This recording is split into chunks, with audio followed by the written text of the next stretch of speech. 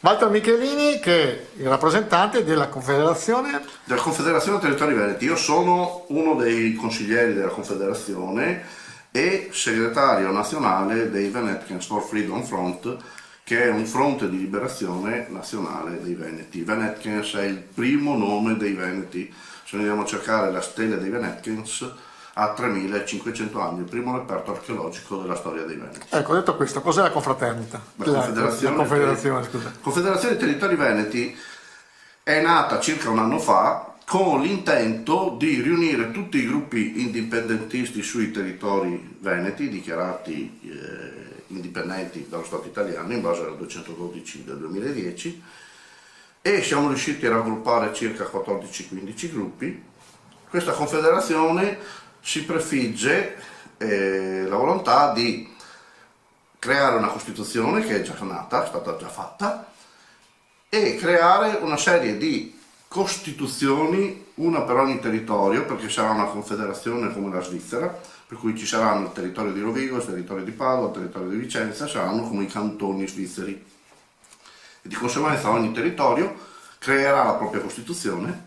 Anzi, Rovigo c'è già la Costituente che la sta creando, come con Vicenza, come con Verona, come con Padova, Treviso, Venezia, Belluno, Brescia e Udine. Hanno già creato la Confederazione, hanno già creato la Costituente. Tu ci parlavi che è nata un anno fa, è nata poi, almeno fuori onda mi spiegavi, da una legge fatta da Calderoli. Nel 2010 Calderoli ha fatto una legge che è un decreto legislativo, che è il 212-2010 del 13 dicembre del 2010 appunto, che è stato entrato in Gazzetta Ufficiale il giorno 15, con il quale lui ha abrogato 375.000 leggi. In quelle 375.000 leggi ci sono due leggi che a noi importano particolarmente, perché è il Regio Decreto 3300, che è l'annessione della Serenissima Repubblica all'Italia, e la successiva conversione in legge. E di conseguenza, avendo abrogato queste due leggi, noi dal 13 di dicembre del 2010 siamo indipendenti grazie appunto al decreto legislativo 212. Ecco, questi territori qui non fanno più parte dell'Italia. Tu parlavi anche di una macro area che non corrisponderebbe solamente al Veneto, ma anche Friuli, Trentino e anche parte della Lombardia. Tutto il Veneto, tutto il Friuli tranne Trieste, perché Trieste è territorio libero di Trieste dal 1943, per cui sarebbe uno Stato a parte, anche se ancora sotto lo Stato italiano. Dopo c'è Brescia, Bergamo, Crema, Cremona, Mantova e una parte sopra Bergamo che ecco, però detto questo, tu dici autonomia completamente sganciati dall'Italia, con nostre leggi, anzi con leggi che ogni cantone, visto che l'esempio è svizzero, avrà le sue leggi. Io già ho qualche perplessità del fatto che, essendo io di Rovigo e conoscendo la differenza sostanziale sia economica che anche strutturale di Rovigo con le altre province, saremo forse penalizzati. La prima domanda ti faccio, primo, sfruttando e usando le attrezzature, le strade, le poste, le ferrovie, cioè la rete terna per la corrente eccetera dello Stato italiano, voi come potete pretendere di non avere un costo per questo? In che senso? Nel senso che, faccio un esempio proprio da uomo della strada, il Trentino che ha l'autonomia per esempio paga un 10% allo Stato per i servizi che lo Stato gli propone, sì, che sono le forze dell'ordine. Non stiamo parlando di autonomia, noi stiamo parlando di dipendenza, che è una cosa ben diversa, cioè ecco. Noi ci stacchiamo completamente da quello che è il territorio italiano e saremo uno Stato a parte, proprio completamente a sé. Noi non saremo più Stato italiano, saremo la Repubblica Serenissima o la Repubblica Veneta. Vedremo nel momento in cui ci saranno tutte le costituenti pronte e andremo all'ONU a dichiarare la nostra indipendenza. Sì, ma secondo te come fa lo Stato italiano a concedervi questo senza che voi paghiate un dazio per questo? Allora, lo Stato italiano intanto ce l'ha già concesso con la 212, per cui non è che possa tirarsi indietro.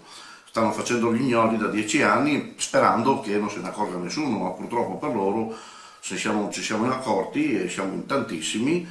abbiamo già dichiarato indipendenza all'ONU, per cui non è che non lo sappiamo, lo sa. L'ONU cosa ha risposto? L'ONU, De Zayas, quando siamo andati a presentare la dichiarazione di indipendenza, che all'epoca c'era De Zayas, responsabile dell'ONU, ci ha risposto: finalmente siete venuti a rivendicare la repubblica più bella al mondo.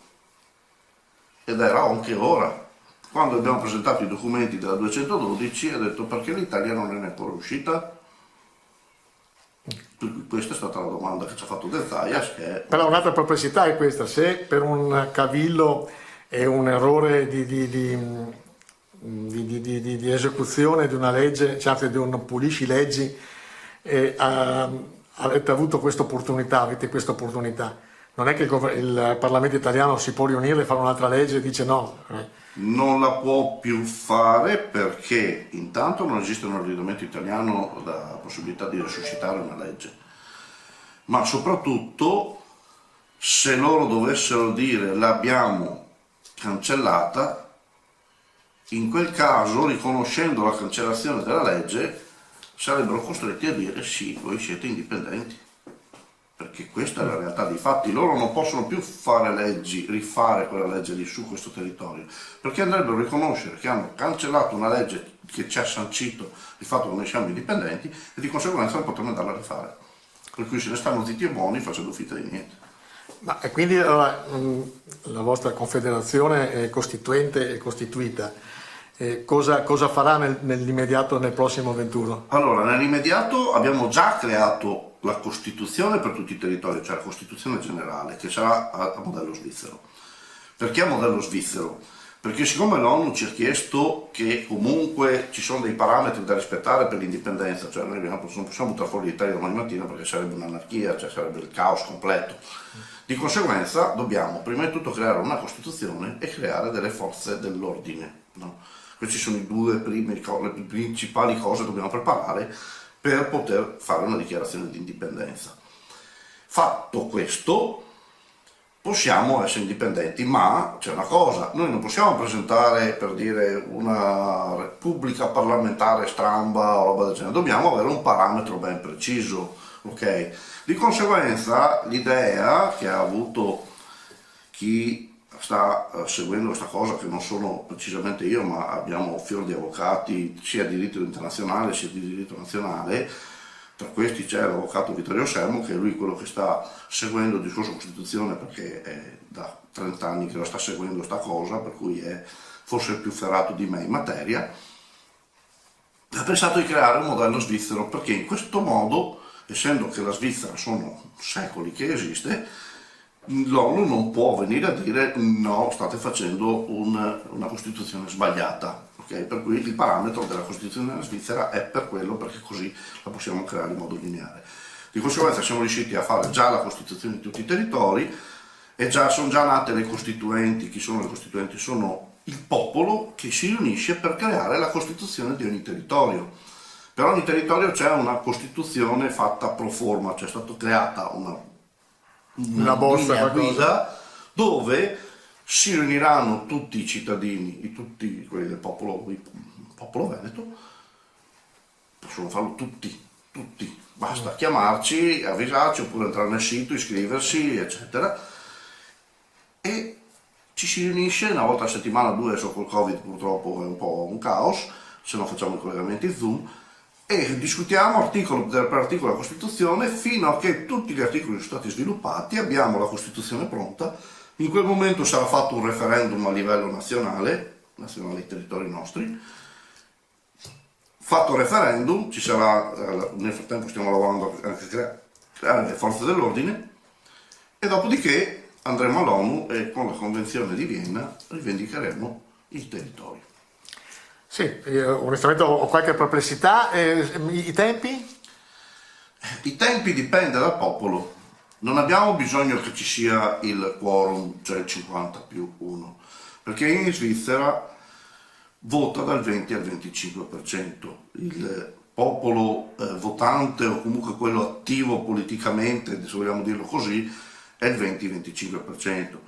Noi attiveremo anche i veneti di tutto il mondo, siamo già in contatto in Argentina, siamo in Brasile, in Australia, abbiamo già i contatti con tutti i veneti di tutto il mondo, che sono ben felici di votare questo, perché loro sanno quello che è successo nel 1866 quando c'è stata l'annessione, che poi è stata una truffa, se dovessimo guardare la storia, tutta una serie di cose, vabbè, e per cui i loro nonni gli riportano ben bene quello che è successo, che loro hanno dovuto emigrare da qua per tutta una serie di cose, e loro sono ben felici di essere dichiarati cittadini veneti e non italiani. Perfetto, ripeto, io ho qualche perplessità perché primo si parla della parte forse più economicamente più importante d'Italia e penso sarà molto difficile che... Beh, il PIL di Vicenza è uguale al PIL della Grecia, per cui quindi, lo sappiamo perfettamente.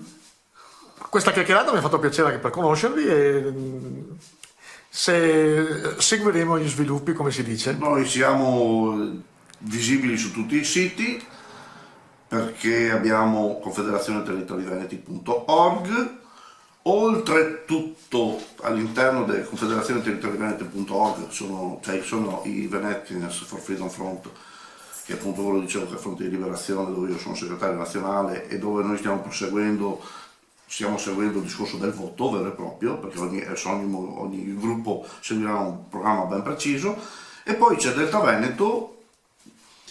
Delta Veneto è un'associazione che è nata qui in queste zone e per cui mi hanno chiesto di poter collaborare con loro, e dove stiamo facendo la tutela dell'autodeterminato. Che cos'è l'autodeterminato? L'autodeterminazione è una legge 881-77 che deriva dai patti di New York del 1866. Dopo la seconda guerra mondiale è stata fatta la Dichiarazione Universale dei Diritti Umani, e quei patti di New York del 1966, chiedo scusa, tutti gli stati l'hanno firmata e l'Italia l'ha fatta sua nel 1977 con la legge 881, che dice che tutti i popoli hanno diritto di autodeterminazione.